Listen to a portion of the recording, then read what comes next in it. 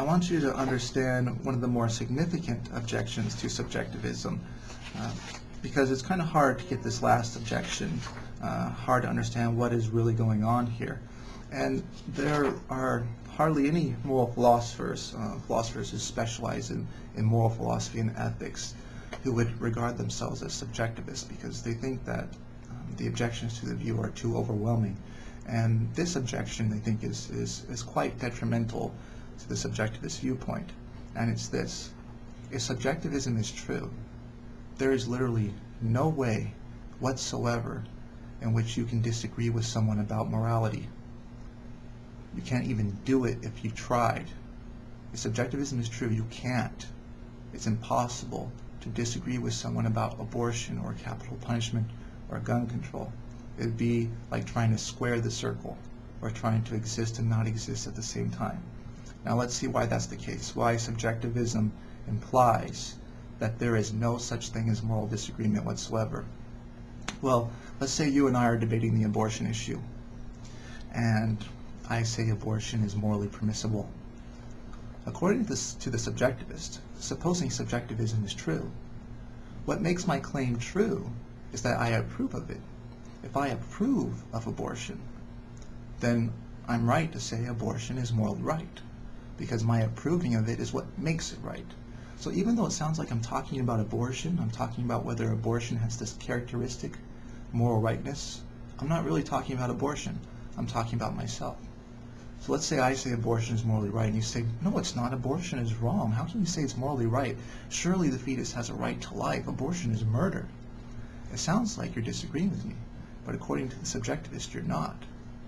When I say abortion is morally right, all I'm saying is this: I, Tony, approve of abortion. When you try to contradict me, you don't. When you say abortion is wrong, all you say is you disapprove of abortion. You've changed the topic. You've changed the subject. I was talking about myself. You suddenly started talking about yourself. Therefore, we're not even disagreeing.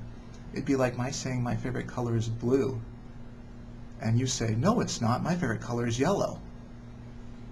Well, I would be puzzled, because I was talking about my favorite color, and it sounded like you were about to disagree with me, but instead you started talking about your favorite color. You changed the subject. If you were to say the first president of the United States was George Washington, and I were to say, no, how can you believe that? Surely objects fall at 9.8 meters per second squared. You would be puzzled, because it sounded like I was going to disagree with you. But instead, I just changed the topic. I changed the subject of the conversation.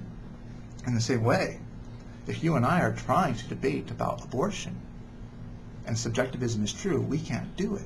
Because anytime I make a moral judgment, I'm talking about myself. Anytime you make a moral judgment, you are talking about yourself. So we can't both talk about abortion. I can only talk about my attitudes toward abortion, and you can only talk about your attitudes toward abortion. Now, many philosophers, an overwhelming number of philosophers, find this objection pretty damaging, and the reason why is that if anything seems clear, it's this: that people disagree about morality all the time. There's a lot of moral disagreement going on out there in the world. And so if a theory implies that there is no such thing as moral disagreement whatsoever, that you can't even do it if you wanted to, well, that suggests that the theory might be mistaken. So if you're inclined towards subjectivism, and you think the reasons for being a subjectivist are quite good, then you must give up trying to disagree with people about morality, because you can't do it. It's impossible. Furthermore, it doesn't even make sense to disagree. Why? Because you're infallible when it comes to your moral judgments, because you make acts right or wrong, and other people are infallible with regard to their moral judgments. They can't be mistaken, nor can you.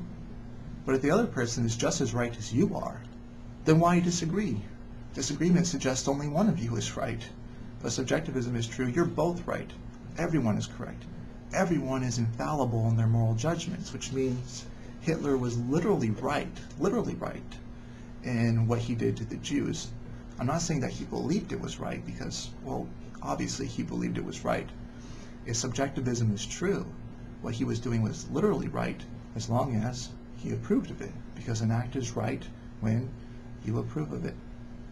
So in the beginning of the chapter, I lay out what subjectivism is, And once you understand what the subjectivist is committed to, the idea that an act is right when I approve of it, and you look at some of the good reasons for being a subjectivist, and then you compare those to some of the objections to subjectivism, and you weigh those and you say, look, I like features of subjectivism, but if a theory implies that Hitler was actually justified in what he was doing, that he's actually blameless, I'm not sure that's a theory I can endorse. Well, that's fine. Then you have a reason not to accept subjectivism. Or if you think, I like features of subjectivism, but if the theory implies that there's no such thing as moral disagreement whatsoever, no one's ever done it, they can't do it even if they wanted to, that seems mistaken to me. I think people are disagreeing about morality. It's something that permeates our society. That would give you a reason, of course, to reject subjectivism. So those are just some things to keep in mind when thinking about Chapter 3. Remember, we say an act is right when you approve of it, not an act is right when you believe that it's right. Don't use that on the test. We say an act is right when you approve of it. That is the subjectivist point of view. Cultural relativism and subjectivism are both relativist views. Why? Because morality is either relative to the culture or relative to the individual. Both views can't be right. Only one can be right. Only one can be right. And if you like relativism in general, if you like the idea that morality somehow depends on us, that we make acts right or wrong by our approval or disapproval, that there is no universal moral absolute when it comes to torturing babies for the fun of it or things like that, that it's just a matter of personal taste and preference. If you like that idea, then cultural relativism and subjectivism are two of the best options.